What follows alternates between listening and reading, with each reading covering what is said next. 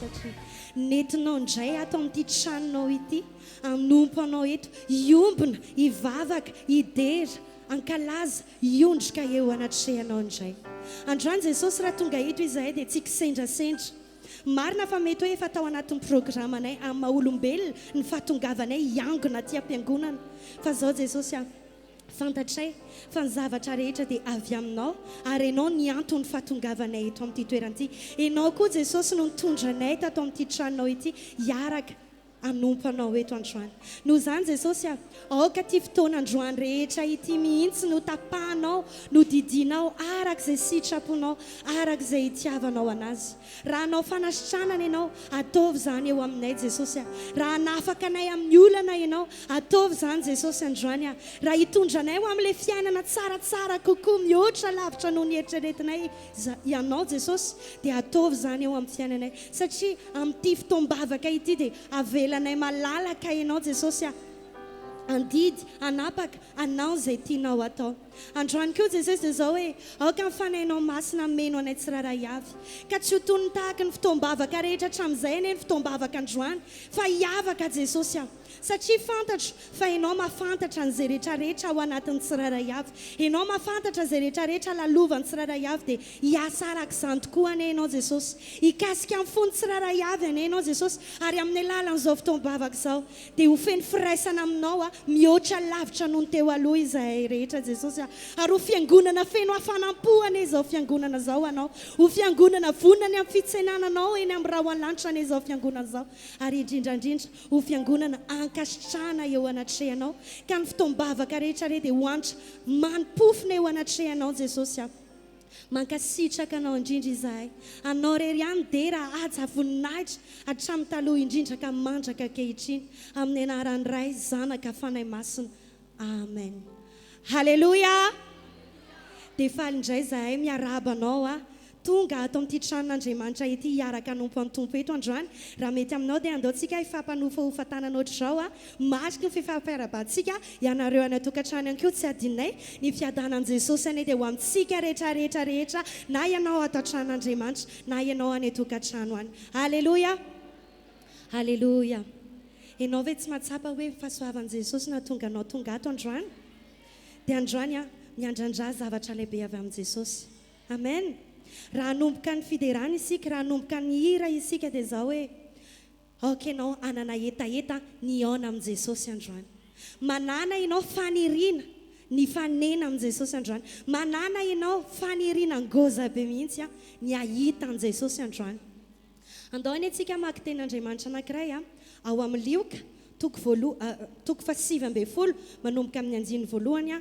ka hatramin'ny andiny 5 daovaka itsika amin'ny anaran'i Jesosy ary Jesosy niditra ka nandeha namaky ny Jeriko ary indro nisy lehilahy atao hoe Zakaiosy izay lehibe ny mpamoretra sady nanan-karena ary nitady ahita izay Jesosy izy kanefa tsy afaka noho ny habetsahan'ny olona ny fanety satria fohy izy dia niazakazaka ny aloha izy ka nananika ny aviavy iza an Jesosy fa efa andalo tamin'izany lalana izany izy ary rehefa tonga teo Jesosy dia niandrandraka nanao taminy hoe ry Zakaiosy midina faingana fa tsy maintsy mitoetra ao an-tranonao aho anio mino fa tsy vaovao amintsika ilay tantara amin'ity tantara ity nisy lehilahy anankiray izay efa fantatritsika rehetrarehetra hoe Zakaiosy ny anarany Zakaiosy dia lehilahy manam-boninahitra teo amin'ny tanànany Jeriko olona lehibe ny mpamoretra zany olona lehibe olona respekte amin'ny tanàna kanefa tsy nampiaohatra ny Zakaiosy izany fa Zakaiosy nanetry ny tena noho ny etaeta ny te ahita an'i Jesosy dia nanetry ny tena ny Zakaiosy dia nianika an'ilay aviavy izy mazana ny ankizy kely no miankazo fa tamin'ity indray mitoraka ity olon-dehibe manam-boninahitra no niankazo nanetry ny tena niankazo mba haninona mba ahita an'i Jesosy na dia ahita fotsiny azy satria nisy faniriana tao anatiny niaona amin'i Jesosy ny ahita an'i Jesosy dia rehefa nahita an'izay Jesosy satria fantatra Jesosy ny tena etaeta tao am-pony Zakaiosy dia Jesosy tenany tsy nisalasala fa niditra nisehatra teo amin'ny fiainan'i Zakaiosy izy ary nanavao ny fiainan'i Zakaiosy izy ianao koa androany manaova tahaka ny Zakaiosy aza mijery ianao hoe iza ianao hoe za inona inona ny postako, inona ny statut socialako. Fa androany mety izy ianao anetry ny tenanao raha tena tianao ahita, raha tena tianao ny ahita an' Jesosy eo amin'ny fiainanao. Manana faniriana ianao, ataovy tena hoe raha misy important indrindra eo anatin'ny fonao dia ny ahita an' Jesosy, iaina amin'ny fanatrehan' Jesosy ary tena hoe andray ao anatin'izany fanatrehan' Jesosy zany. Ka raha mety aminao dia mitsangana amin'ny toerana misy anao. Dia mino fa haitsika ty teny ty ao amin'ny Isaia 50 manao hoe mitadiavan' Jehova ozy izy dia mbola hita izy, miantsoa azy dia mbola akaiky izy. Androany antsoa amin'ny fonao manontolo izy. Androany tadiavo ary katsao amin'ny fonao manontolo izy. Dia hitanao fa tahaka nataon'i Jesosy tamin'ny Zakaiosy hoe hitoetra ao aminao Jesosy, hitoetra eo amin'ny fiainanao Jesosy. Dia ao anatin'ny fenjava-maneny dia fa andaontsika nandratra vavaka sahady hoe Jesosy te ahitanao te ahita ny fiasanao hoeto Jesosy mihoatra lavitra n'izay eritreretiko, hoeto amin'ilay tontolo hafa mihitsy Jesosy, ao amin'ilay tontolo hoe izao sy anao mihitsy ilay mifanena, mifamihana ao anatin'ilay tontolo hoe Jesosy afaka mandray ny fahasoavanao arabaky teny mivantana. Halleluja. Dia sakafo mahasoa fanahy Jesosy ahitako anao, sakafo mahasoa foky Jesosy ahitako anao. Ary me fahatakarana Jesosy afahako miditra lala ao amin'ilay fitoerana misy anao eo alohan'ny fiandriananao. Ndao tsika nandratra ny tehakintsika.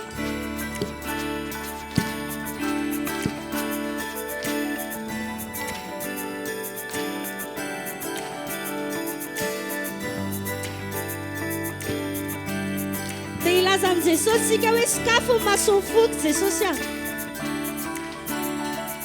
Sukafini masuni futu, sukafini masuni futu.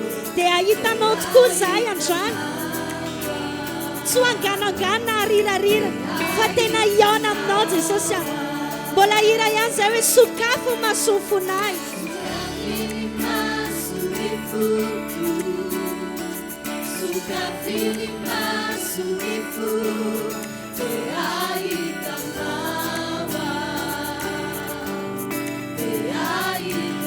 Mbola hiaraka hira miredona ihany zay Jesosy sakafo mahasoa fonahy. Sukafini masuni futu, sukafini masuni futu. Ahitako fonahy trao, ahitako fahalebiazanao, ahitako fahatsaranao eo amin'ny fiainako Jesosy. Mbola hira ihany zay hoe sakafo mahasoa ny foko.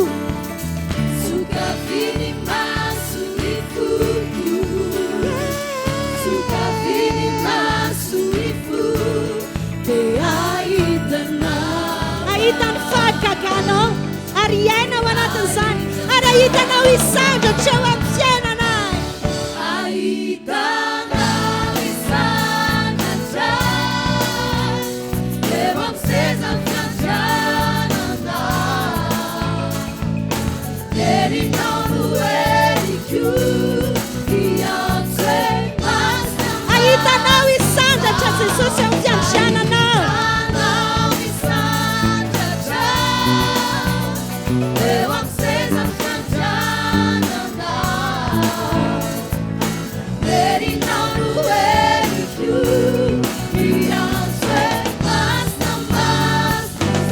Sakafo mahasoa fonahy.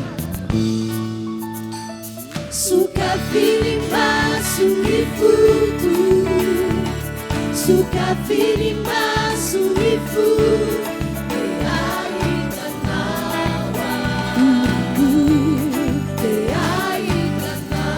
Sakafo Jesosy mahasoa fanahinay rehetra mihitsy. Dia ahita ny fiasanao, ahita ny herinao magaga eo amin'ny fiainanay.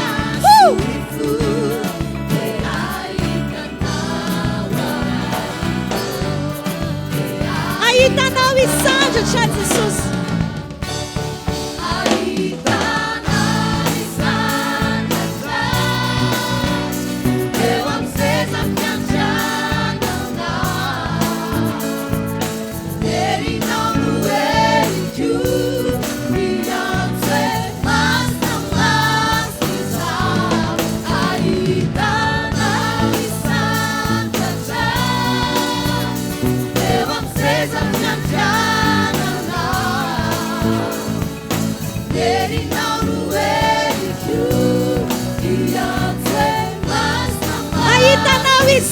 eo amin'ny fiandrananao, eo amin'ny fiainanao. Amen. Yerinao no eliku, ahitanao isangatra Tompo.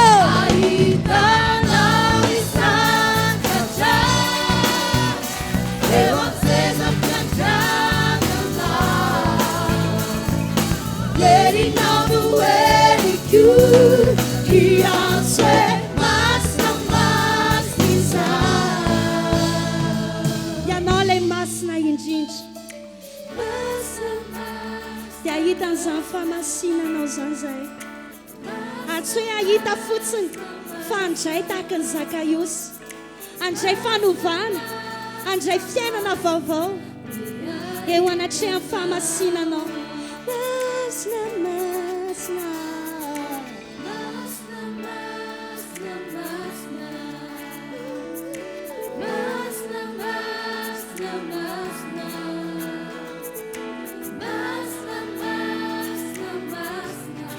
masina loatra ianao Jesosy, kanefa anao famindraponao dia afaka ny ahitanao izay masina masina. Masina, masina, masina, masina, masina, masina, masina, masina, masina, masina, masina.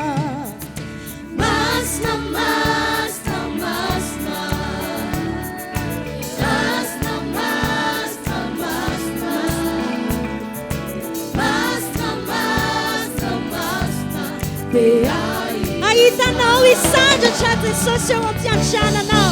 Ahitanao isandatra eo amin'ny seza fiandriananao. Dia andray zahay, andray ao anatin'izany amin'ilay tontolo hafa mihitsy. Amen. Ahitanao isandatra eo amin'ny seza fiandriananao. Yerinao no eliku, iantsue masina masina. Mbola hira ihany zany hoe masina masina. Masina masina masina.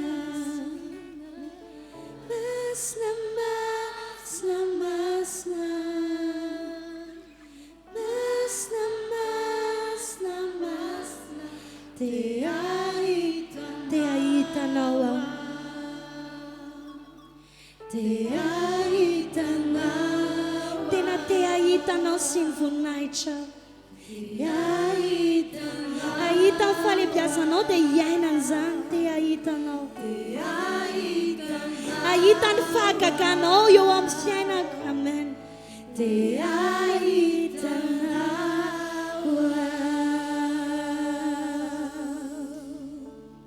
Jesosy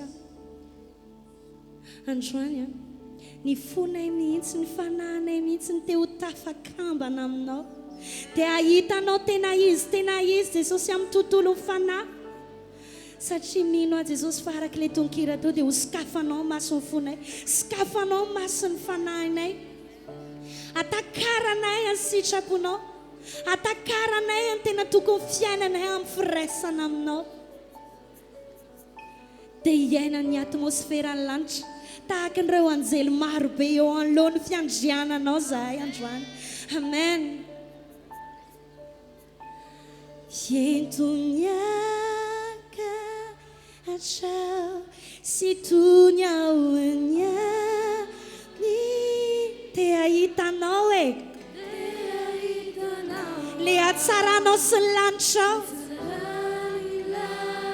Dia hoentinao Jesosy amin'ny fanahinay ho any amin'ilay dimension hafa mihitsy. Ahita mihoatra ny hitany nofo. Amen. Dia ho tafakambana aminao zahay. Ho tafakambana aminao ento miakatra. Ento miaka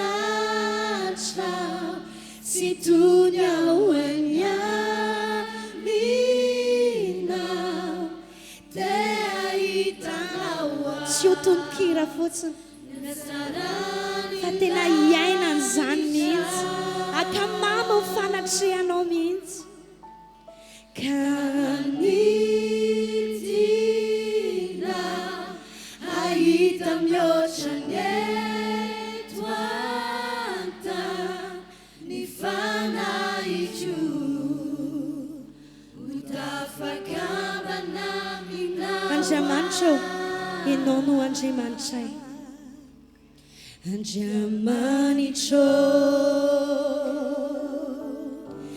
Andriamanitro ianao manketaetanao ny fanahiko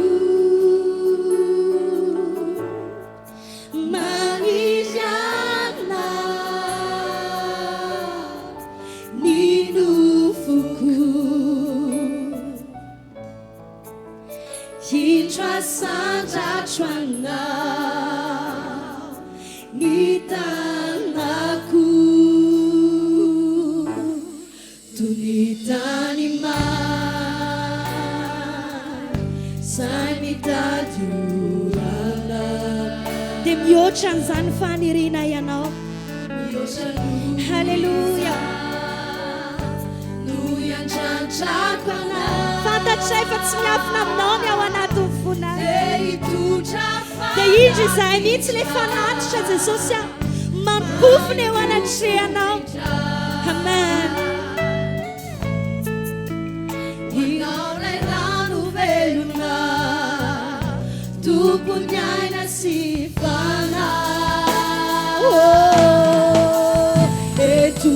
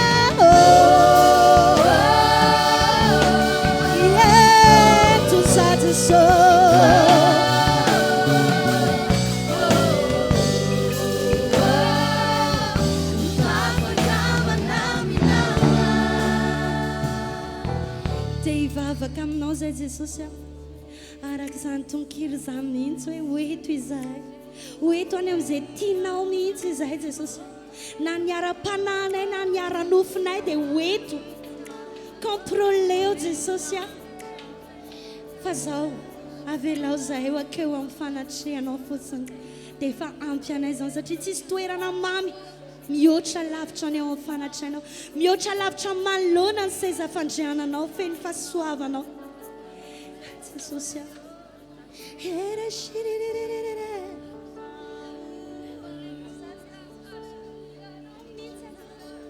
ho ampanetretena ny fiainako dia tena hoe iondrika eo anatrehanao dia iray aminao ozy ianao hoe ianao ny voaloboka dia izay ny sampany dia raha miray aminao zahay dia amoy be mihitsy dia androany zahay ampahitao an'ilay fototra dia tsy izy zany fa ianao zany Jesosy dia ianao ampahomby anay hitondra anay an'ilay fiainana tsara lavitra amin'ny firaisana aminao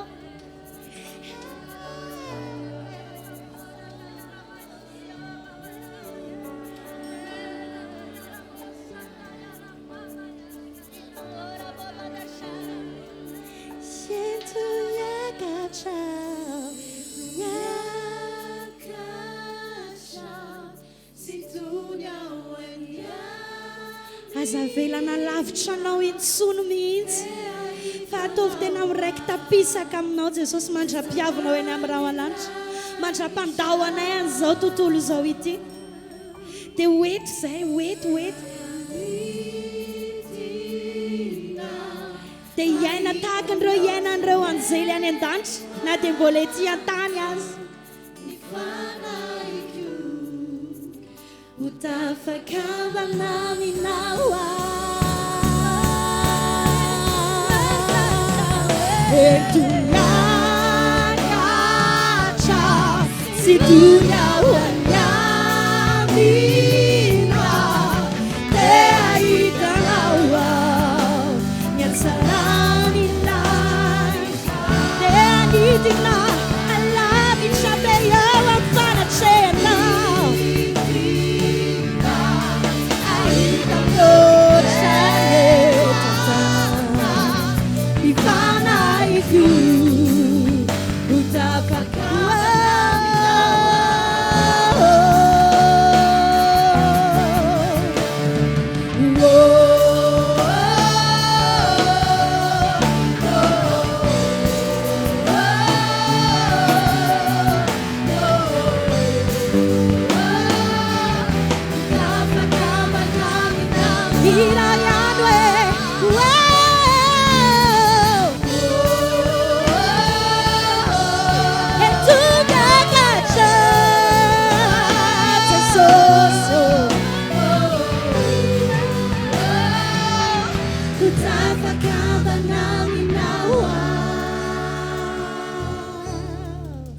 Masika rehetra tompoko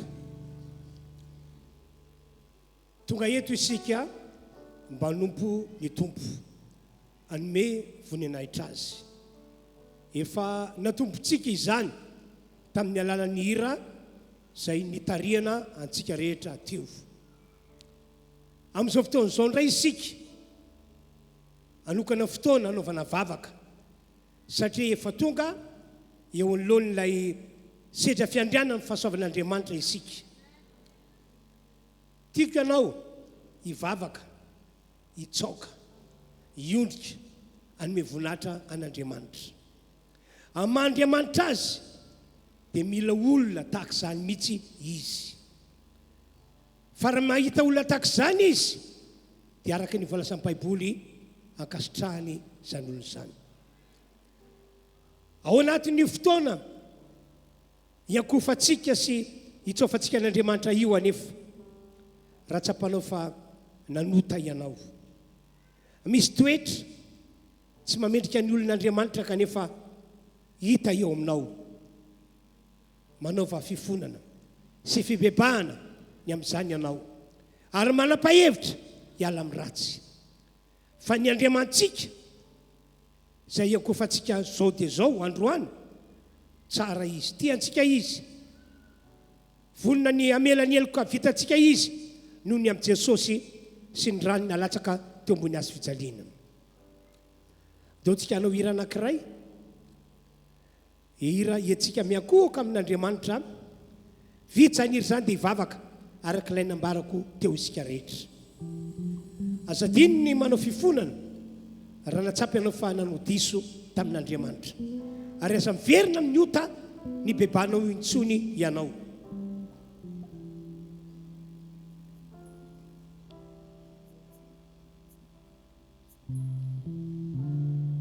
Amen. Manoloana sedra fiandrananao tokoa izahay ka dia miakohoka mitsokanao.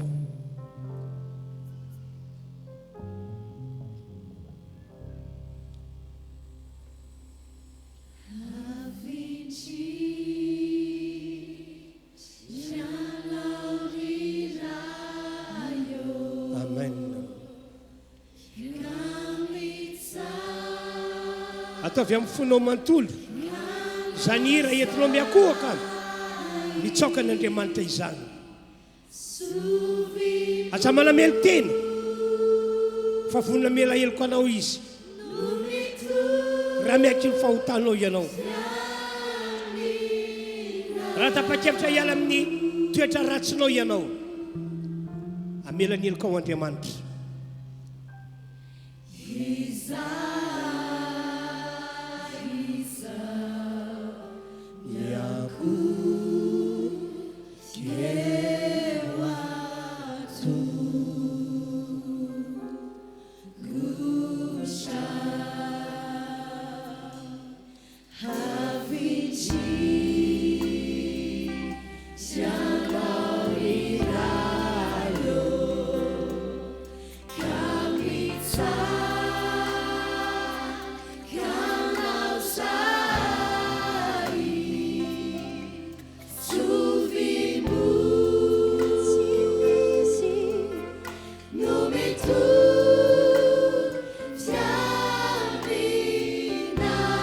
Misaotra Tompo, tena tianay ianao. Tsy afaka miampangana ny devoly no Jesosy Kristy voaomby teo ambony hazo fijaliana, nalevina natsakana tamin'ny maty ary mifonao anay eo an-tanakavananao Andriamanitra ray.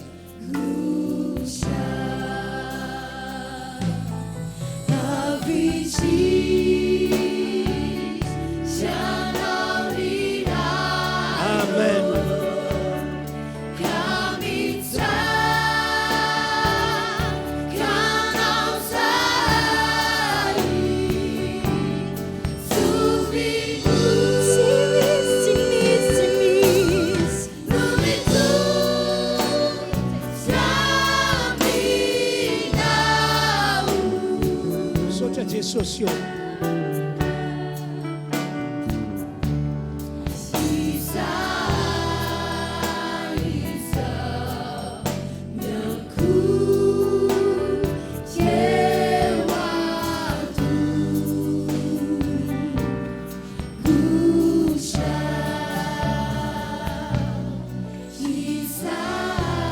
Socia Jesosio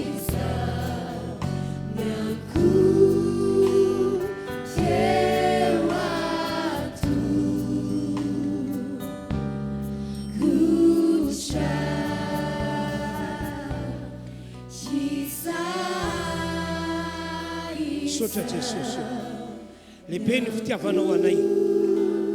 Ao aminao no hanomezan'Andriamanitra ray famelan-keloka ho anay rehetra. Fanokanana anay olon'Andriamanitra. Samy vavaka isika. Voarainao ve le fanentanana nataoko teo? Efa manoloana ny seza fiandrianana ny fahasoavan'Andriamanitra isika ankehitriny. Asa manaiky apakany devoly ianao fa sitrik'Andriamanitra ny andray ianao eo alohan'ny seza fiandrianana. Fa raha natsapa tokoa anefa ianao fa nanao diso, nanota tamin'Andriamanitra dia mibeba, mifona, asa miverina amin'ny ota intsony. Raha matsapa tena ianao fa misy toetra tsy mamendrika ny olon'Andriamanitra eo aminao, ataovy ny fifonana. Andriamanitra zay iagofanao androany dia mamela heloka anao tokoa izy amin'ny alalan'ny rà Kristy Jesosy le nalatsaka teo ambony hazo fijaliana. fahasoavana lehibe ho antsika ty fotoana androany ity fahasoavana lehibe ho antsika ty fotoana androany ity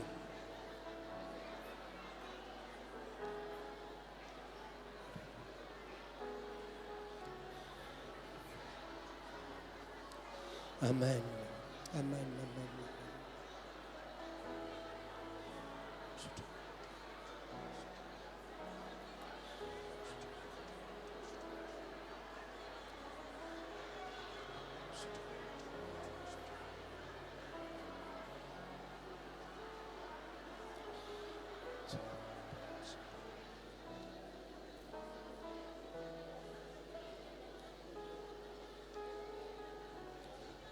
iarahantsika manao ilay hira hoe nandao anao elao raiky io andininy voalohany ihany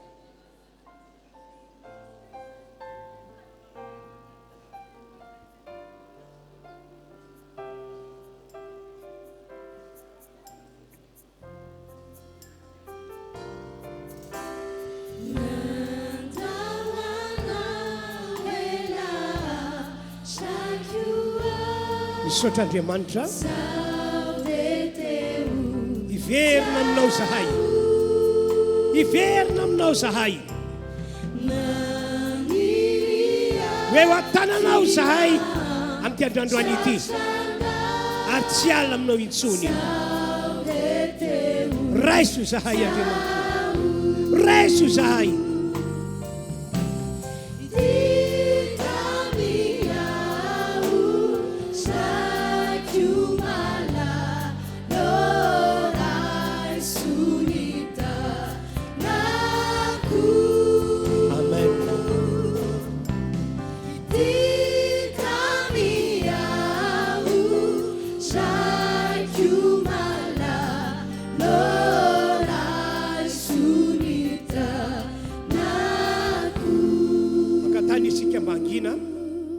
apetrao eo amin'ny fonao tananao raha eo mivavaka aminao aho amin'ny mampanomponao ahy mamindra fo amin'ny olona rehetra zay efa tonga eto manao zao fampoam-pivavahana izao noho ny amin'i Jesosy Kristy maty ho anay rehetra teo ambony hazo fijaliana noho ny amin'i Jesosy Kristy zay efa nandatsaka ny rano teo ambony hazo fijaliana mamindra fo aminay ianao avelanao ny heloka vitanay sy ny fahatosoana nataonay hoe ho atananao zahay na amin'ny andro na amin'ny alina ary mivavaka aminao aho terizo ho anao hatramin'ny farany zahay tsy isarobaka anay ny fahavalonay efa voasoratra hoe tsy misy mahafaka anay hiala eo an-tananao Andriamanitra anao zahay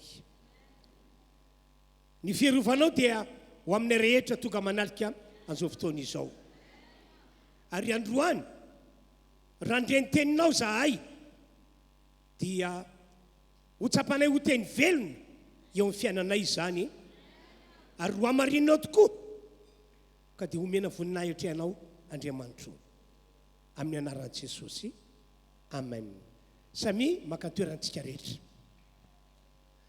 iomany isika amin'izao fotoana izao andre ny tenin'Andriamanitra ka hoy aho hoe aoka ho vonina ny anogelatsofina ianao ary raiso amin'ny fonao ny teny fa zay ambara eto androany dia ho arak'izay mihitsy no hitondran'Andriamanitra anao malokana tsy takatra ny sainao ny fiasan'Andriamanitra fa mahandriamanitra azy anao zavatra lehibe amin'ity fiangonana ity izy andeontsika anao hira anankiray etsika malomana fiainantsika ho amin'izany afatra spesial nataon'Andriamanitra ho antsika izany aoriana zay akatoerana mpitarika fidiarana tsika rehetra kosa andray ny tenin'Andriamanitra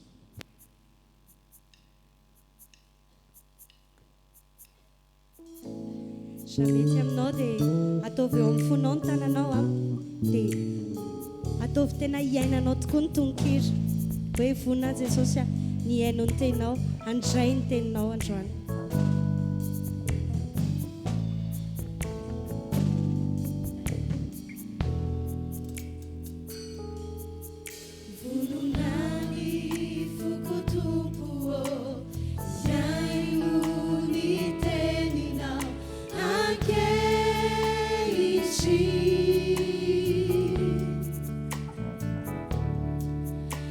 Trikewa tunguchaua midichami fanache hanawisa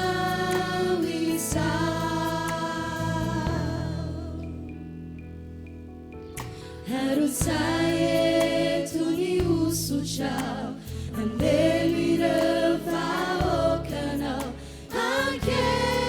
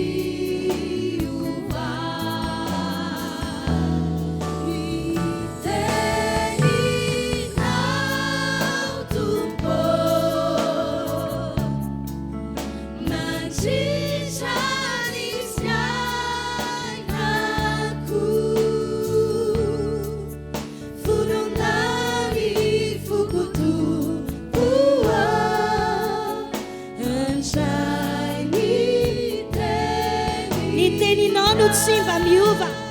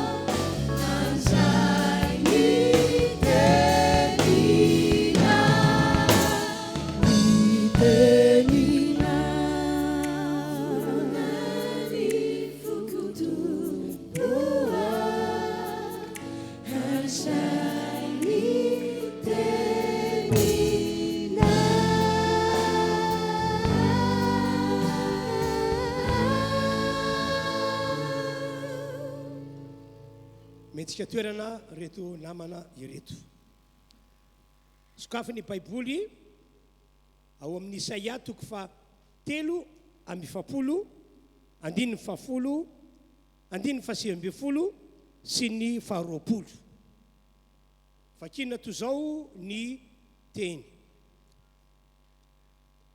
indro zao Jehova efa anao zava-baovao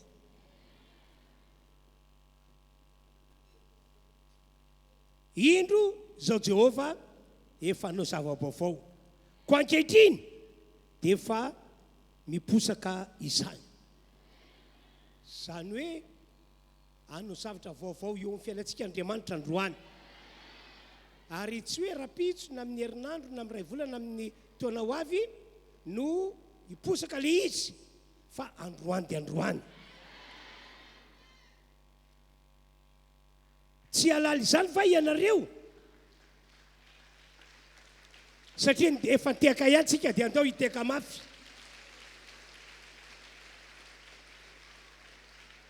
dia zao le zavatra lehibe sy mahagaga ataon'Andriamanitra eny any anefitra no anaovako lalana ary any amin'ny tany lao no asioko ony dia ny voninahitra ahy ny biby ty sy ny ambody ary nostrisa satria manisy rano any anefitra sy ony any amin'ny tany lao ao ampisotroana ny oloko dia ilay voafitotro. Korintianina faharoa toko 5 andiny 7 koa raha misy olona ao amin'ny Kristy, raha misy olona tonga ao amin'ny Jesosy dia olom-baovao izy. Efa lasa zavatra taloha, indreo efa tonga vaovao ireo. Ny lohatenin'ny hafatra entina ho antsika rehetra amin'ity androandroany ity dia izao, samy miheno tsara. Amerina amin'ny laoniny ny zavatra rehetra mahakasika antsika zanak'olombelona Andriamanitra. Amen. Izy mihitsy no hiasa atateraka faingana an'izany eo amin'ny fiainantsika tompoko. Raha zavaina zany zay lohahevitra izay dia izao, ilay fiainana izay nomanin'Andriamanitra ho an'ny Adama sy Eva fony tsy mbola lavo, zany fiainana zany no averin'Andriamanitra amintsika taranaka ankehitriny. Ary anisan'ireo olona izay anehoan'Andriamanitra zany fahasoavana zany ny sambatan'olona amintsika rehetra tonga eto. Asio teka mafy be tompoko. Halleloja. Ohatra eo amin'ny lafiny fameloma-teny. Ohatra eo amin'ny lafiny fameloma-teny. Tian'Andriamanitra isika anana ny ampy. Tian'Andriamanitra isika tsy hanan-java-mahory intsony. Lay Andriamanitra rainy Jesosy Kristy, izy mihitsy no anao hetsika lehibe mahagaga tsy sakatra saina mba tokan'izany ho tanteraka 100 isan-jato eo amintsika tsiraray avy. Amen. Ho atombok'Andriamanitra androany zany tompoko. Ho atombok'Andriamanitra androany zany raha mino anao.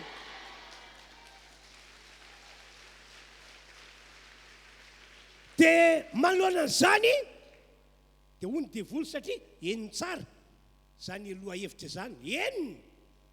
Dia ho ihany koa ny olona sasany. Dia ny olona sasany ataoko hoe ato amintsika. Impossible zany pastera.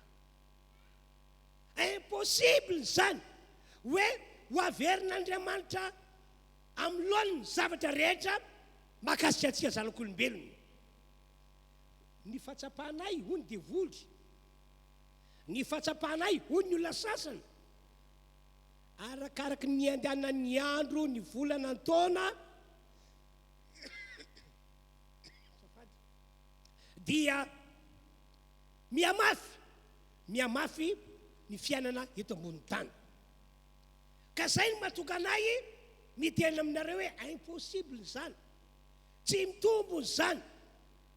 Ry hafana malalo, ny Baiboly anefa dia milaza amintsika fa possible zany. Possible zany satria tsy misy zava-magaga tsy an'Andriamanitra tao. Tsy efa ianinareo ve le teny nampitondrain'Andriamanitra ny Jeremia mpaminany, Jeremia 3:30 andiny 7:20. Hoy izy, indro izao no Jehovah Andriamanitra ny nofo rehetra. Moa misy zava-magaga zay tsy haiko va. Halleloja. Iainao angety tantarako aminareo ity ndray mandeha tao anatin'ny mosary faran'izay mafy, tena mafy ny mponina tao Samaria. Lafo be mihitsy vidim-pianana tamin'izany, tena lafo be. Ary zany no antony natonga ny vehivavy tao Samaria lasa nifampinan-janaka. Ilazana hoe mafy be mihitsy ny mosary tamin'izany fotoana zany. Dia tao anatin'ny fotoana ny mosary mafy be io no niantso any Elisa, lehilahin'Andriamanitra, ny tompo'Andriamanitra tsy to. Ry Elisa, manatona ety ianao, ino izay lazaiko aminao ary ambarao amin'ireo mponina ao Samaria zao teny lazaiko aminao zao. Lazao aminy fa rabitsy toy zao dia ho sekely ray monja ny vidin'ny vary ordia indro famarana ao am-bavadin'ny Samaria. Ho sekely ray monja ihany koa vidiny kopa tsara toto ndray mandeha famarana ao am-bavadin'ny Samaria. Mpanjaka faharotoko fafito andiny voalohany ny misy an'izay teny zay. Dia rehefa nandreny zany ny olona, anisan'izany ty lehilahy malaza ity zay olona spesiala tao Samaria. Dia zao ny teniny: azafady Andriamato mpanompon'Andriamanitra, inona hoe le nambaranao teo hoe rapitso tahako zao ho mora be ve ny vidim-piainana? Tena ho mora be ve vidim-piainana? Inona ary zany tena ataonao zany? Inona ary zany zavatra lazainao zany? Soroko aminao ry lehilahin'Andriamanitra, hoy ty le olona malaza be ity fa na dia anao varavarakely amin'ny lanitra azy Andriamanitra, isan'ny zavatra zany va. Raha hoy ianao hoe afaka herintaona na afaka roa taona dia ho sekely ray monja vidy vary ordia indro famarana am-bavadin'ny Samaria, na ho sekely ray monja vidy kopa tsara toto ndray mandeha famarana am-bavadin'ny Samaria, dia ho iaho hoe manaiky aho satria afaka herintaona afaka roa taona. Fa ny teninao ity no toeriko, tsy akeko hoe rapitsy ve? Impossible zany, impossible zany. Zay natoka ty lehilahy ity ny teny hoe na dia anao varavarakely milanitra aza ve Jehova, dia isan'ny zavatra zany andaovakitsika mpanjaka faharoa toko fafito manomboka amin'ny andiny voalohany. Fa hoy Elisy: miaino ny teny Jehova ianareo, Andriamanitra na mihay teny ho ambarako aminareo vahoaka rehetrarehetra. Zao ny lazainy Jehova: vaovao mafaly lehibe, rapitsy toy zao dia ho sekely ray monja ny vidy ho kopa tsara toto era famarana, ary ho sekely ray koa ny vidy vary ordia indro famarana ao am-bavadin'ny Samaria. Dia ilay lehilahy malaza zay ny tena mpanjaka tamin'ny tanany, hoy izy fa namaly ny lehilahin'Andriamanitra ilay mpanafika malaza zay ny tena mpanjaka tamin'ny tanany, ka nanao hoe inona dia anao varavarakely amin'ny lanitra asa Jehova, dia isan'ny zavatra zany va. Isaorana efa Andriamanitra, isaoran'Andriamanitra fa arabaky teny tokoa ny apitso dia tanteraka le teny nampitor'Andriamanitra ny Elisy.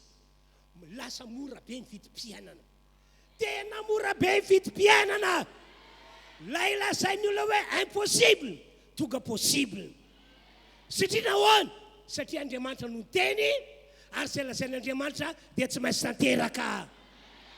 Ataoko fa efa hainareo tsara ilay voalaza any amin'ny bokin'ny Nomeria toko fahatelo amby roapolo andiny fahasivy-ambin'ny manao hoe Andriamanitra tsy mba olona kandainga na zanak'olombelona kaneniny, mova efa niteny izy ka tsy hoefainy, na efa nilaza va izy ka tsy ho toviny. Andaovaka itsika ny toy ny teny io, avy hatrany dia mpanjaka faharoa toko fafito andiny fahasivy-ambin'ny no vakiny. Dia nivoaka ny olona ny apitso ka namabo ny tobo Siriana koa ny koba tsara toto era famarana, dia sekely ray monja ny vidiny, ary ny vary ordia indro famarana dia sekely ray ihany koa ny vidiny araka ny teny Jehova. Ary ilay mpanafika malaza zay ny tena mpanjaka tamin'ny tanana dia notendreny hiambina vavady, ary vohitsakitsaka teo am-bavady izy ka dia maty, arak'izay nolazainy lehilahin'Andriamanitra dia ilay nolazainy raha nidina tany amin'ny mpanjaka. Koa dia tanteraka ilay teny nolazainy lehilahin'Andriamanitra tamin'ny mpanjaka hoe raha maraina toy zao ao am-bavadin'ny Samaria dia sekely ray monja no vidin'ny vary ordia indro famarana, ary sekely ray ihany koa ny vidin'ny koba tsara toto eran'ny famarana. Ka izany ny mpanafika malaza zany no namalina ilay ran'Andriamanitra hoe indro na dia anao varavarankely amin'ny lanitra aza Jehova dia isan'ny zavatra any fa ho ilisa indro tamin'ny masinao indrindra izany fa tsy mba hinananao. Ary toy izany no nanjo azy fa ny olona nanitsaka azy teo am-bavady ka dia maty izy. Mazava aminareo ve ry havana ilay afatra nambarako taminareo teo? Voalohany aloha mijoro eto anatrehanareo amin'ny anaran'i Jesosy aho amin'ny mampanompon'Andriamanitra ary mitondra zao afatra izao ho anareo rehetra. Manomboka androany dia hiasa Andriamanitra ary no famindram-pony lehibe dia merina amin'ny laoniny zavatra rehetra mahakasika antsika izy. Asio teka mafy be ry havana malalo. Ilay fiainana izay nomanin'Andriamanitra ho an'ny Adama sy Eva, fony tsy mbola nanota, fony tsy mbola lavo, zany no tian'Andriamanitra hitondrana antsika rehetrarehetra noho ny amin'i Jesosy Kristy zanany. Amen. Dia tahaka izay nitranga tao Samaria, hoy ilay lehilahin'Andriamanitra nijoro tamin'ny mpasahina, rapisy toy izao ho mora be ny fiainana ao am-bavadin'i Samaria. Dia misy ny mpanohitra voalohany midevoly. Impossible zany. Impossible zany. Impossible zany. Tsy mbola nisy teto ambony tany, tsy mbola nisy teto Madagasikara ka hoe miatsara ny fiainan'ny olona fa miaratsy. Tsy possible zany hoy ny olona sasany.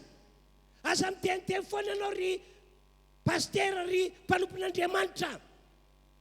Fa za kosa mino baiboly, mino tenina voakany naloka ny vavan'Andriamanitra fa possible zany. Possible amin'izay mihitsy zany. Koa amin'ny anara Jesosy zay rehetra toka eto dia amin'ny ran'Andriamanitra fo noho ny amin'ny Jesosy ny anarany ho averin'Andriamanitra amin'ny laoniny ny fiainantsika. Amen. Asio teka mafy be. Halleluja.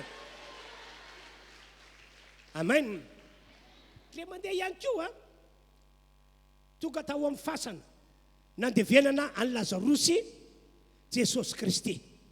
Efa tena vonina be mihitsy izy araka ny programma tany ambadibady tany hoe ho averiko amin'ny laoniny ny fiainan'ny Lazarosy. Ho atsakako amin'ny maty izy, ho velomiko izy.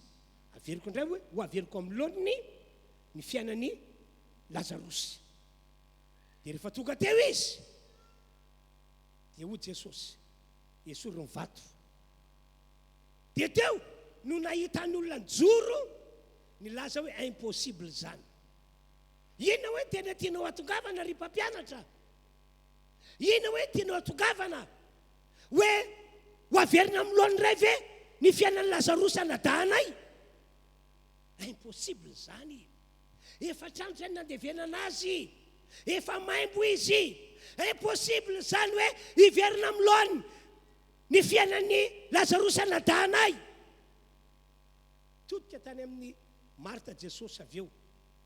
Marta, tsy voalazako vafarahino anao dia hitanao voninahitr'Andriamanitra.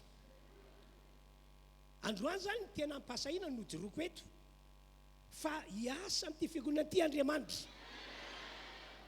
Ho hitanareo fa anao zavatra lehibe sy mahagaga amin'izay mino izy. Araka izany teny aleoko vavako izany ameriny amin'ny laoniny zavatra rehetra mahakasika antsika ny Andriamanitra raitsy toa. Ilay fiainana nomanin'Andriamanitra ho an'ny Adama sy Eva fony tsy mbola lavo, zany no hitondran'Andriamanitra antsika isam-batalolony. Misy aminareo reo matsapa-tena olona mandady manambara hoe resy tena tsy matraka intsony fa dia zakaina izay zavatra mitranga ankehitriny. Anao fahagagan'Andriamanitra ho averiny amin'ny laoniny ny fiainanao. Ho tanteraka amin'izay manamainina mafy be. Asio teka faran'izay mafy ry havanao. Andoaka efa kitsika ny Jaona toko 1:20 manomboka amin'ny 9:7 ka hatramin'ny 9:7 mikasy any amin'ilay Lazarosy naverin'Andriamanitra tamin'ny laoniny ny fiainany.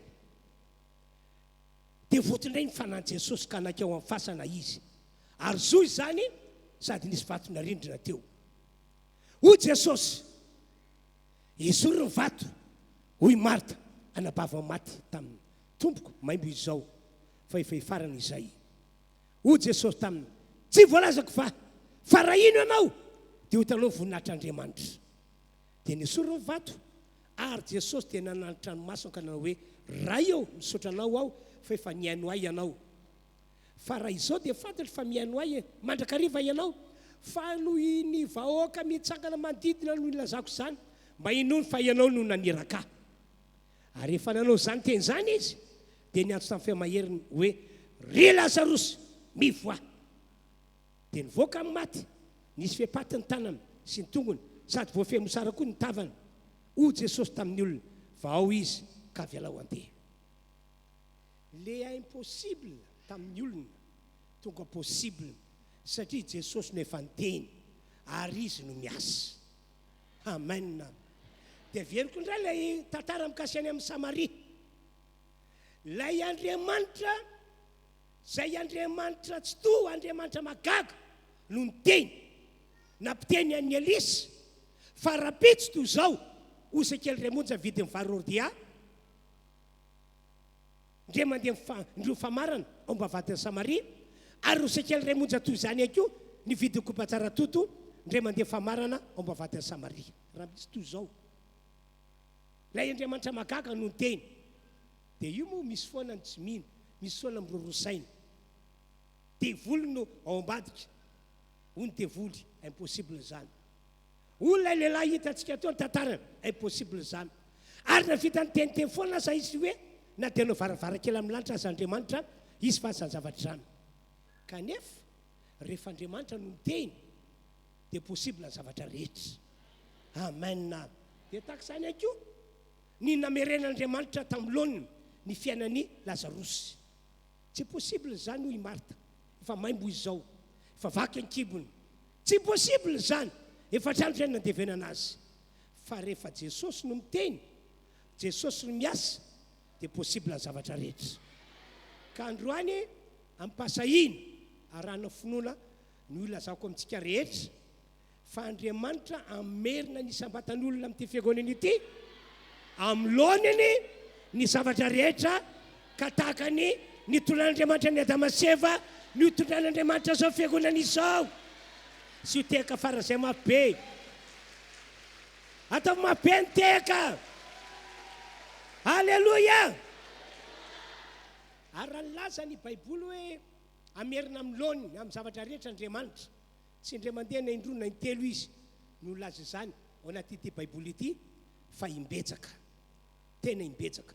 Loha izany toero ny fisalasalana ao anatinao, toero ary manana finoana fa vitan'Andriamanitra ny hitondra ny fiainanao hoe hiverina amin'ny laoniny indray tahaka izay fa nanomanan'Andriamanitra zany teo amin'ny Adamaseva.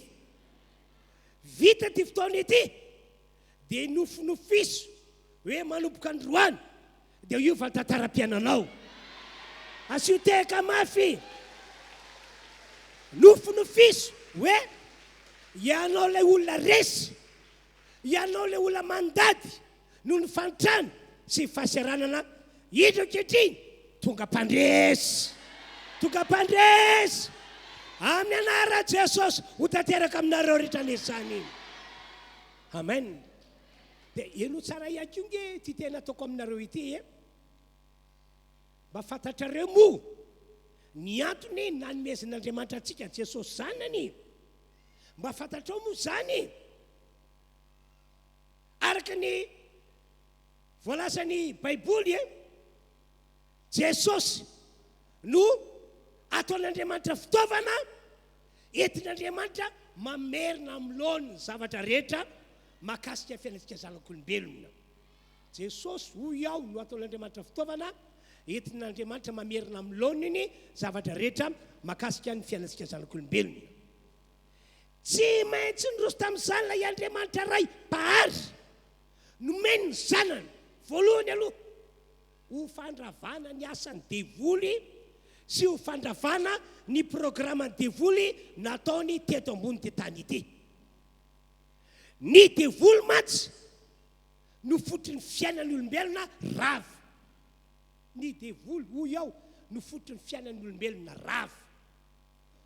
Ainy ny manengelina ny saintsika manasokotra ny saintsika mba tsy eritreritra hoe ry zareo devoly no fotony ny faravam-piainantsika olombelona.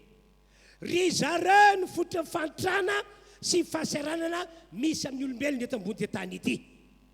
Noho izany nanapa-kevitra ilay tompandriamanitra tsy to fa tsy maintsy potehana ny devoly sy ny ekipany rehetra.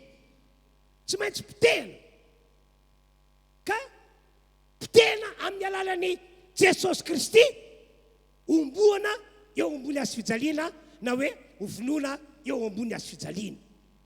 Zay mahatonga ny boky ny Hebreo toko 2:7 milaza zao teny zao. Arao tsara voasoratra.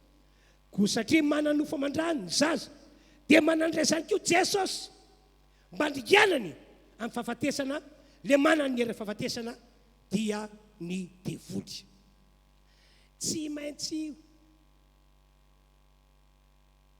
ravana ny asan'ny devoly, tsy maintsy ravana ny programman'ny devoly nataony teto ambony tany amin'ny alalan'ny Jesosy Kristy zanak'Andriamanitra ary indrindra amin'ny alalan'ny Jesosy zay ombony eo ambony hazo fijaliana na hoe vonoina eo ambony hazo fijaliana. Nomen'Andriamanitra antsika ihany koa ny zanalay tokana Jesosy no anarana ho fisarinan'ny olona sy ny zavatra rehetra tsy hoe ho atanany devoly intsony. Taorianany fahalavon'ny olombelona matsy dia noraisin'ny devoly atanana ny zanak'olombelona rehetra sy ny zavatra rehetra. Dinidinio zany teny ataoko izany, noraisin'ny devoly atanana ny olombelona rehetra sy ny zavatra rehetra. Aika dia matsapa ory sy fadiranofana ny olombelona zay azo ny atanana. Tena arabaky teny matsapa fadiranofana sy ory zanak'olombelona zay azo ny atanana.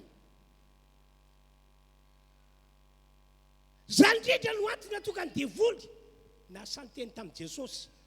Ndre mandeha matsy voalaza amin'ny Luka toko 4 ao 5:1-7 fa tafahoana tamin'i Jesosy ny devoly.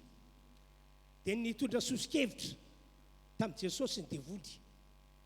Hoy izy, ry Jesosy, hitanao zao rehetra zao sy ny voninahiny.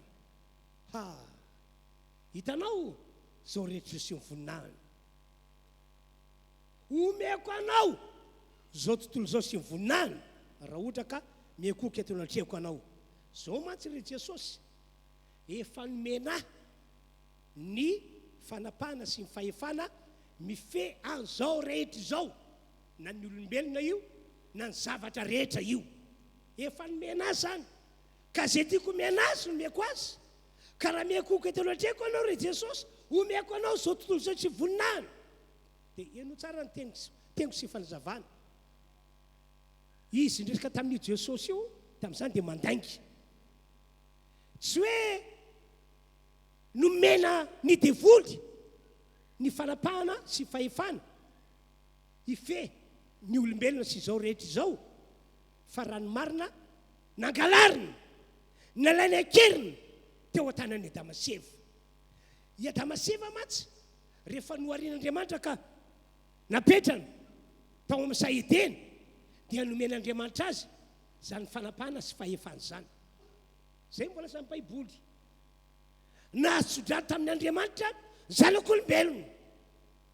Fa rehefa nanafika ny Damaseva ny devoly ka resy Damaseva dia miforseny. Meo anay ny fanapahana sy ny fahefana. Meo anay sady nalaina akeriny. Tsy afaka nihinan-da i Damaseva tamin'izany satria resy. Tsy afaka takan'ireny jiolahy mpangalatra tafiditra ao an-tranon'ny olona ireny. Rehefa tafiditra ao izy dia mandrahona. Aiza ny vola? Omeo anay le vola 100 millions zay noraisinao maly. Aiza ny vola? Paralysé tanteraka ianao satria ny devoly ny jola no efa malonanao miaraka amin'ny antsy miaraka amin'ny basy ity aiza koa iny volamena ato aiza koa le atako zao avy ato tonga dia force be zao alainy ankeriny eo an-tananao ny zavatra rehetra tak'izany mihitsy a no nataony devoly io voasoratra io ary ny devoly nitondra azy niakatra dia naneho azy indray mpimaso ny fanjakana rehetra amin'izao tontolo zao dia hoy ny devoly taminy omeko anao zao fanapahana rehetra zao mba ny voninany fa efa natolotra izany ka zay tiako ny omeko azy koa raha iankoka eto natrehiko ianao dia ho anao avokoa izany rehetra izany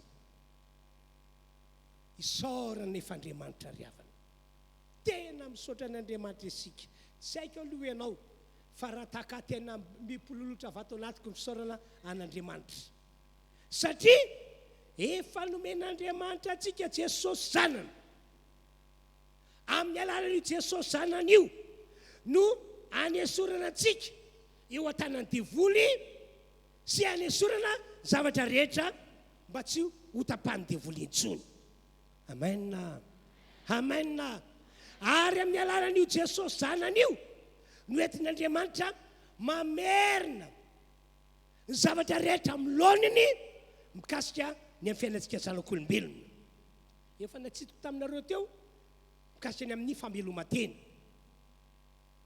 famelomateny raha zava-misy ankehitriny efa resy ny olombelona rehetra efa tsy zaka lanjainy intsony ny fiainana eto ambony tany sarotra amin'ny olona ny mamelona ny tenany sarotra amin'ny olona tak'izany akoa ny mitady sakafo ny amin'ny mitady zay ho tafiny kanefa ny vaovao mafaly no Jesosy Kristy ianao zay mahatsapa fiaina tak'izany hatramin'izay ka hatramin'ity androandroany ity hoy aho aminao afaka ny andresy ianao afaka ny andresy fantrana ianao afaka ny andresy fahaserana ianao no izy no Jesosy Kristy zanany sy ny azo fijaliana ary androany dia possible tena possible ny atafaverenanao ho amin'ny loniny indray kasiny amin'ny zavatra rehetra tsy resaka zany tsy hoe pastera dia mampaheranareo fa zavatra marina zany riavana zavatra tena ho tanteran'Andriamanitra izany avy aloha ny devoly iteny hoe impossible zany ho hitantsika eo avy aloha ny devoly iteny avy aloha ihany koa ny namantsika sasany iteny hoe impossible zany ho hitantsika eo fa androany taonanareo aho aza misy misalasala fa possible zavatra rehetra raiso fampaherezana lehibe ho anao zava-nisy tao Samaria androany ao anaty misary faratapony nipondra tao Samaria kanefa hoy Andriamanitra izy no niteny nampiteny an'ny Elisy rampitso lazao amin'ny olona fa omora be ny fiainana dia nisy ny olona miteny impossible kanefa araka le tenin'Andriamanitra no vakina teo possible le izy Andriamanitra no miteny Andriamanitra no miasa izy no lay mahagaga ary tsy misy masaka anazy rehefa hiasa izy efa hitantsika teo ihany koa ny ohatra mikasiny amin'ny namerenan'i Jesosy tam'lony ny fiainan'ny Lazarosy Jesosy no efa niteny efa tapa-kevitra fa ho atsangana amin'ny maty Lazarosy ho averina amin'ny lony iray ny fiainana fa ny tsy mino dia nitena impossible kanefa dia hitantsika teo fa possible lay impossible ny olona zay ny Marta taorina ny teny nataon'i Jesosy velona Lazarosy ka androany amin'ny teny aminareo hoe ho averin'Andriamanitra amin'ny londriny zavatra rehetra mikasina fiainantsika dia izy aminareo ange no miteny ao anatin'ny saina eo hoe impossible zany mba tsakany ny tanana miteny izy hoe impossible zany izy aminareo kosa tonga dia miforcenao fotsiny ny tenanao sy ny saina hoe possible zany ho tonga amin'izany aho ho tanteraka aminareo izay mino ho tanteraka aminareo izay mino halleloia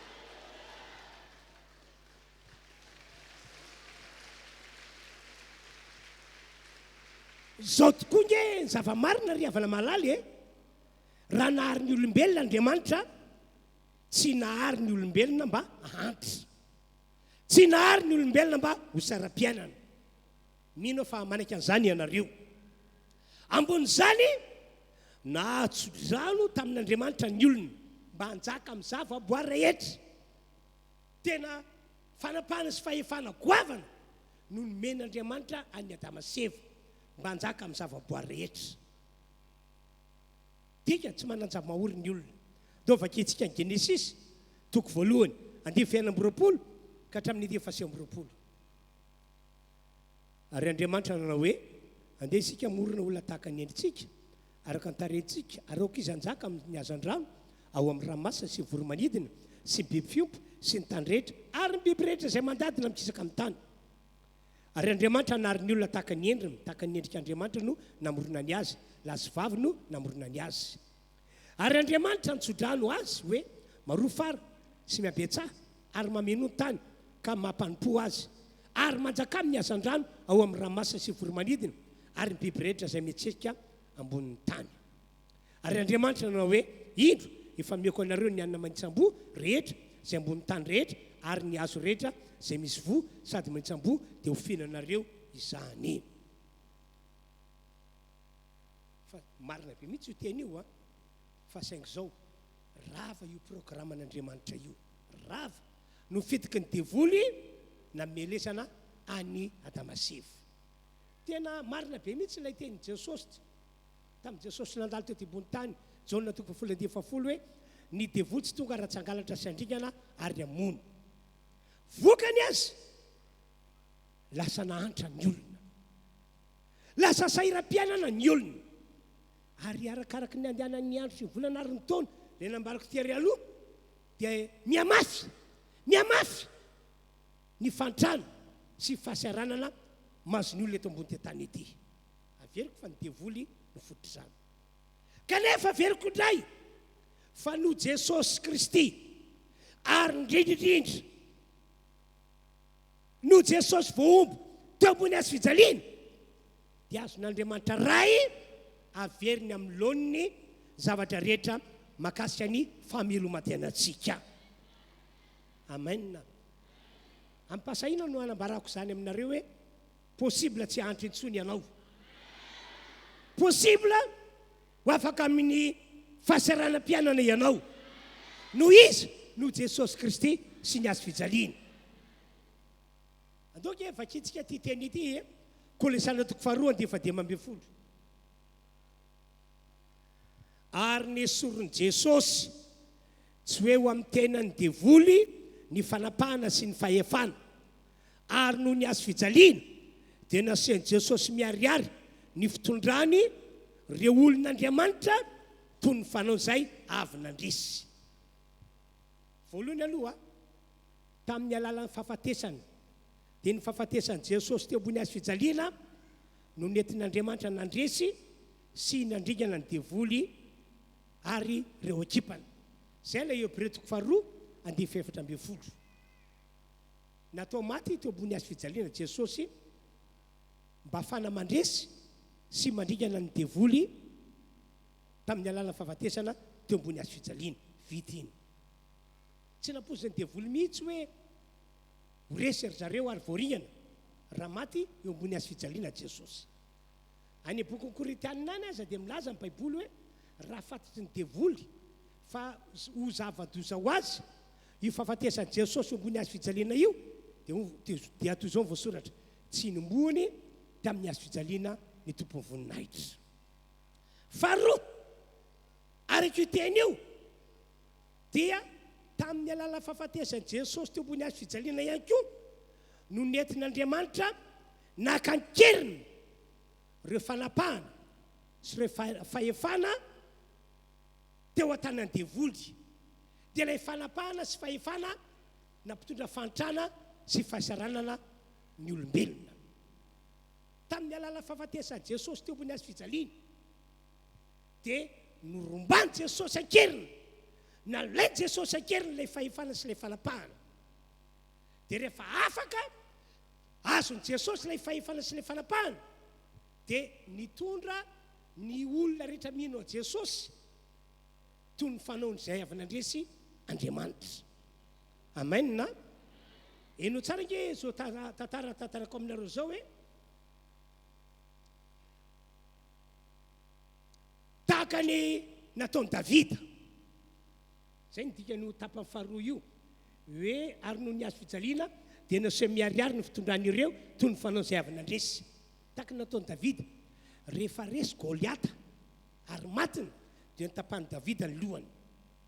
Vitsy zay tsy hoe nalainy Davida le lohany Goliata dia nilamindaminy izy nandeha ho any amin'ny Saoly mpanjaka izahay hitondra lohany Goliata. Dia nilamindaminy eny izy tsia fa rehefa tapaka ny lohany Goliata nalainy dia niazakazaka izy, naseho mihitsy mpandresy, niazakazaka izy sy ny miaramila Israely rehetra nakany amin'ny Saoly mpanjaka mpandresy izay ity ny lohany Goliata. Tsy hafa fa takadreny mpanao baolina any amin'ireny fokotany ireny. Rehefa nandresy ny mpanao baolina dia niala tamin'ny toerana ray izy miaraka amin'ilay ondry nolanjaina dia miala vany zareo miazakazaka miorakoraka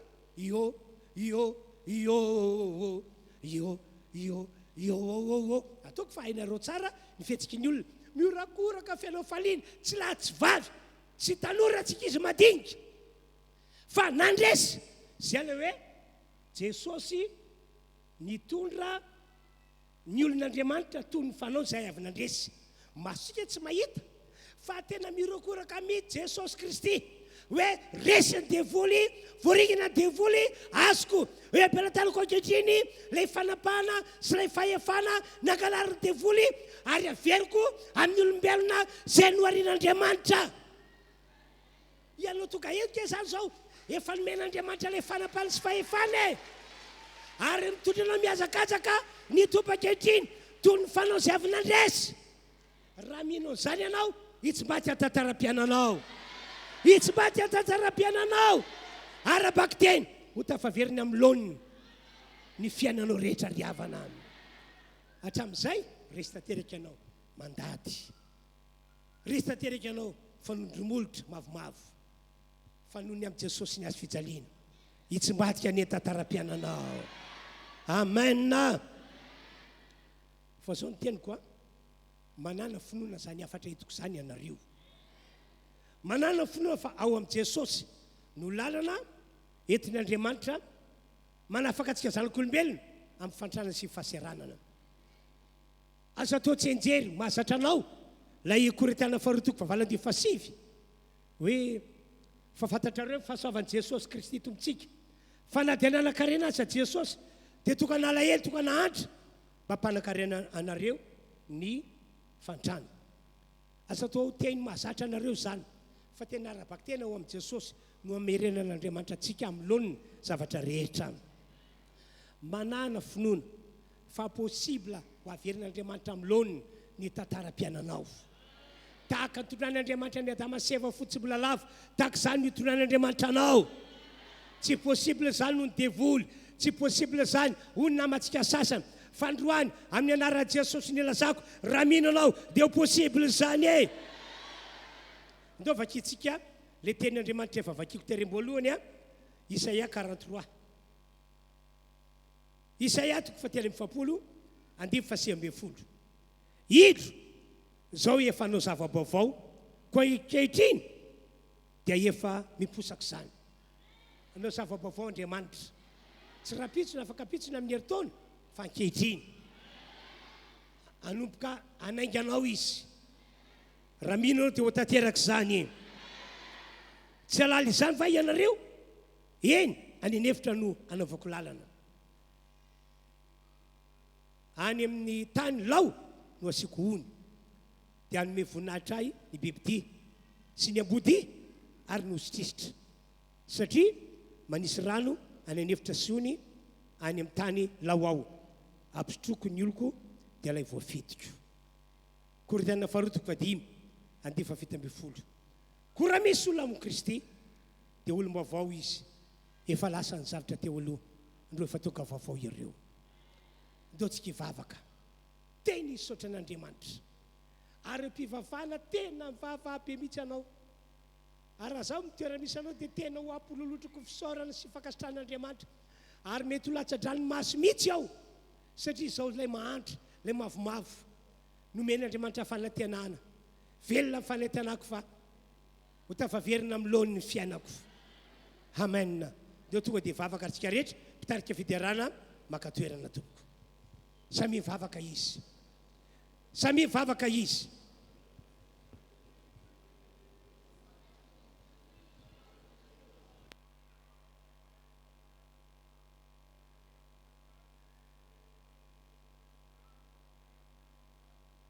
Samy mivavaka tsika rehetra tompoko.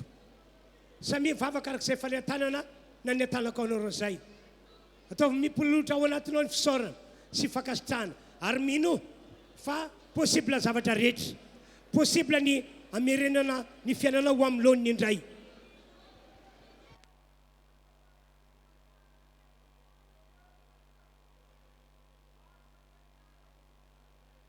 Ny mpampandrefana satobankio maka toerana izy.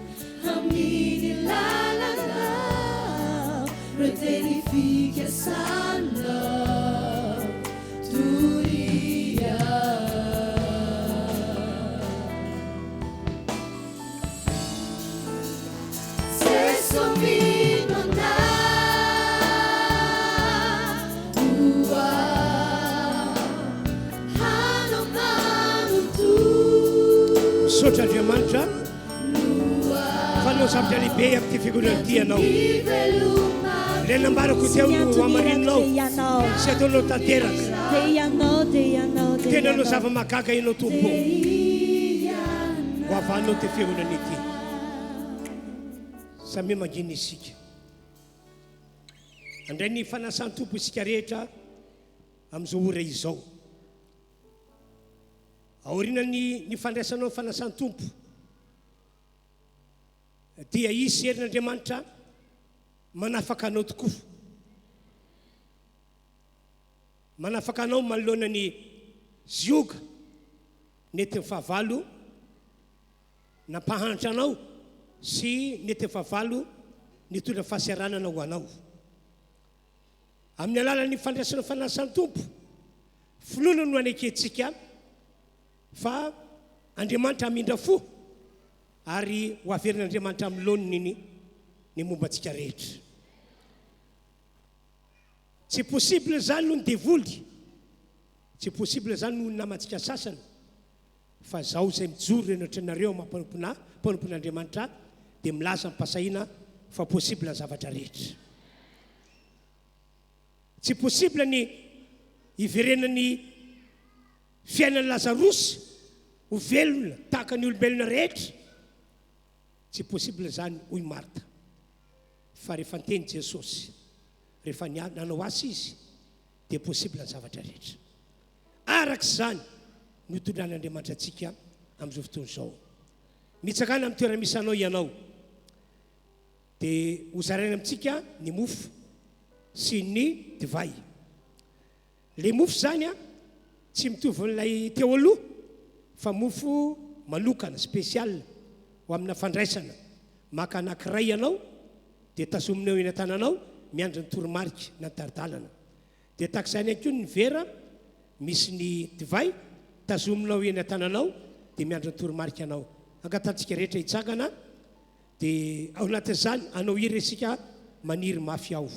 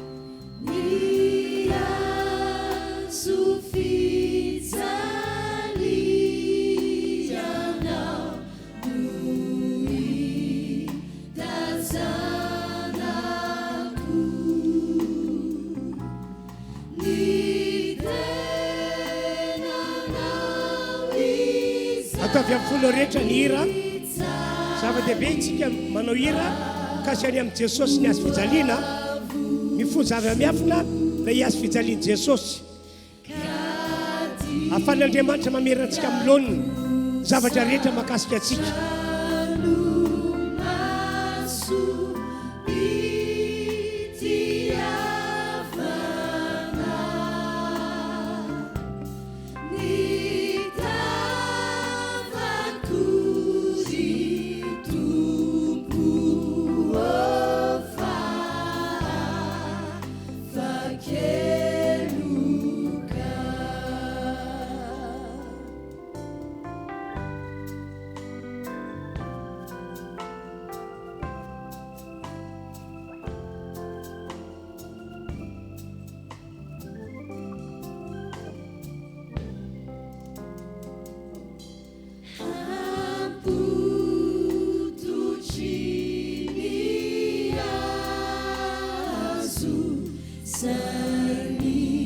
Ataovy amin'ny folo rehetra ny hira, indrindra fa hira mikasika any amin'ny azy fijaliany Jesosy, mifono zava-miafiny zany.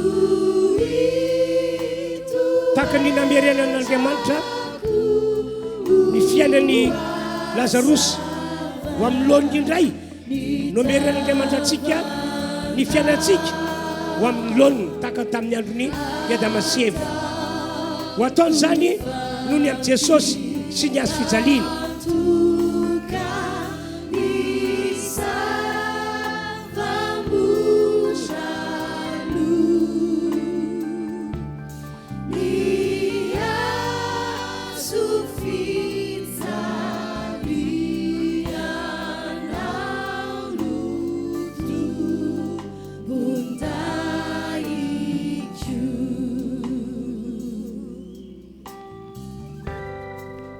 zay iry zay dia mitoy ny vavaka iarahantsika manao raha zay eo amin'ny toera misy anareo manoloana zao fandraisa fanasany tompo izao dia holatsika andranomasoko satria andriamanitra anao fakakana amerina antsika amin'ny lôniny ny amin'ny zavatra rehetra tahaka izay nataony tamin'ny adamaseva tany aloha vitan'andriamanitra ny namerina tamin'ny lôniny ny fahavelomany lazarosy vitany ihany koa ny mamerina amin'ny lôniny fiainanao no jesosy ny azo fijaliana vitan'andriamanitra ny nanao fagagana ka ny apitso arabaky teny tanteraka le hoe homora be ny fiainana ombavantany samaria ataova ny fisaorana ataova ny fankasitrahana fa saovany lehibe ho antsika rehetra izany tompoko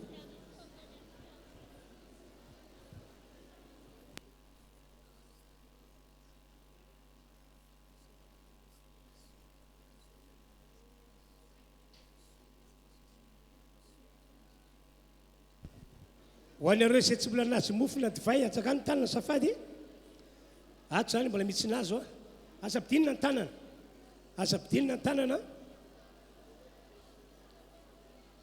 anyarina ihany koa mbola misy nazo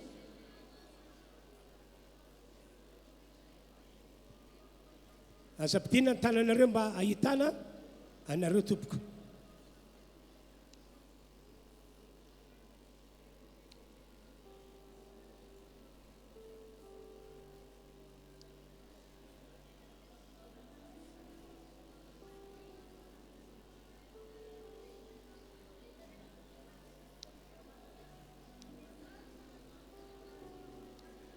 ho an'izay tsy mbola nazo mofo atsaka ny tanany anyarina zany mbola misy tsy nazo mofo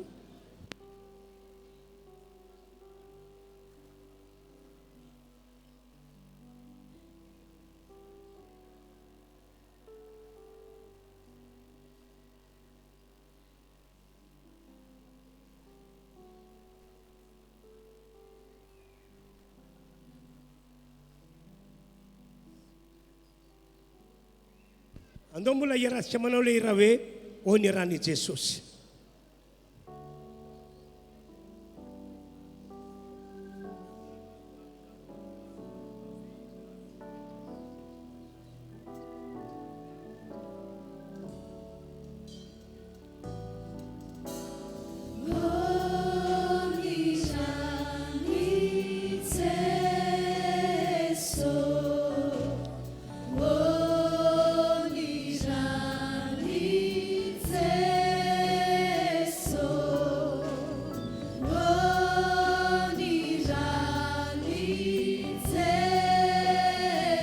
dio ai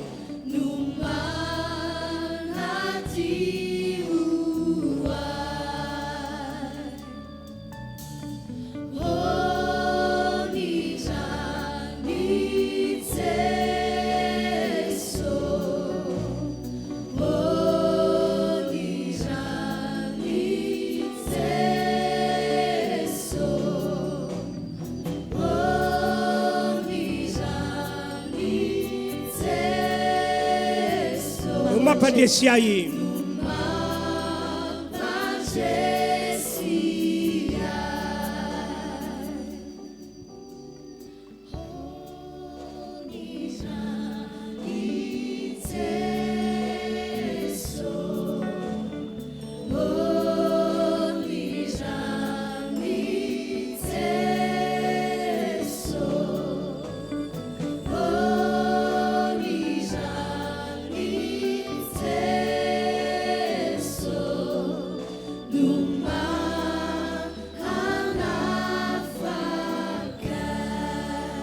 raiseo eny an-tananao ny mofo, iny mofo eny an-tananao iny no tena Kristy.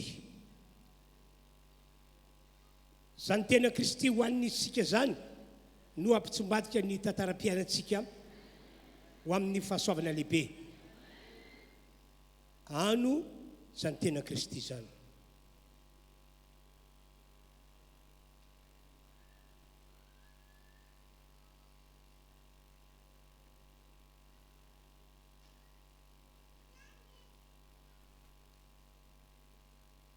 Raisany koa ny kapoaka misy ny divay. Eny an-tanantsika zany ny kapoaka misy ny rano Kristy Jesosy. Sotroy zany, sotroy ny rano Jesosy, fa Andriamanitra no zavatra lehibe eo amin'ny fiainantsika rehetra.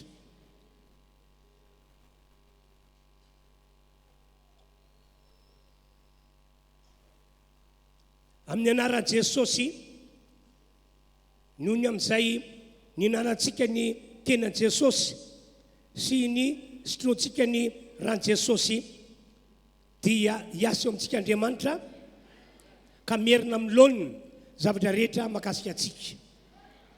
Tahaka ny nataony tamin'ny Lazarosy, naveriny ny tompo tamin'ny laoniny ny fiainana, dia ho averin'ny tompo amintsika ihany koa le fiainana zay efa nataony tao amin'ny Adama sy Eva.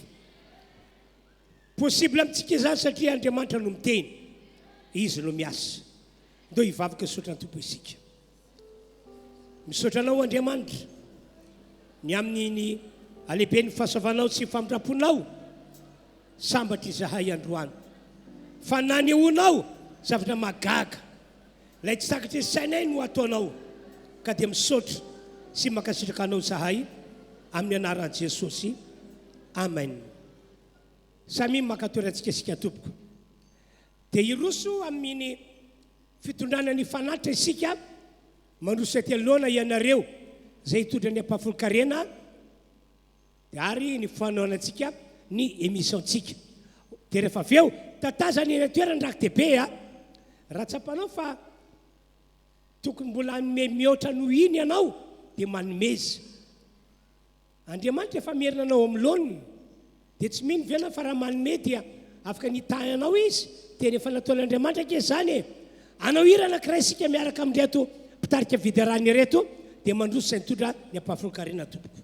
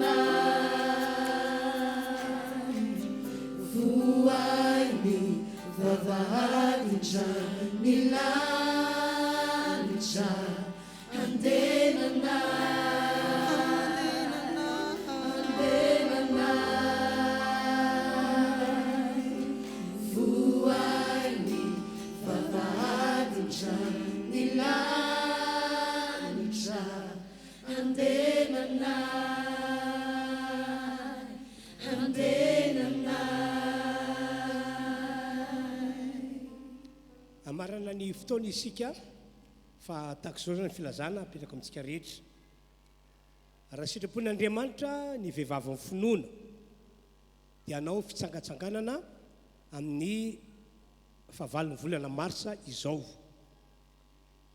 noho izany asaina daholo ny reny mpianakaviana rehetra ato amin'ity fiangonana ity mba hiombona amin'ny zareo aneo firaisan-tsaina mba hitsangatsangana ihany koa toerana andehananareo dia mankafy kabanina etsy Ambohimanambola fiangana zany amin'ny valora maraina etsy Ambojatovo fidirana maka amin'ilay makafikabanina dia 5,000 ariary ary ny frais mandroso ny verina dia 4,000 ariary. Dia samy mitondra sakafo zany ianareo a dia amporisiana mba irasaina ho iaho dia manatona madame lala ianareo a misoratra anarana. Filazana faharoa rehefa avy eo amin'ny 12 dia isy fotoana spesiala eto.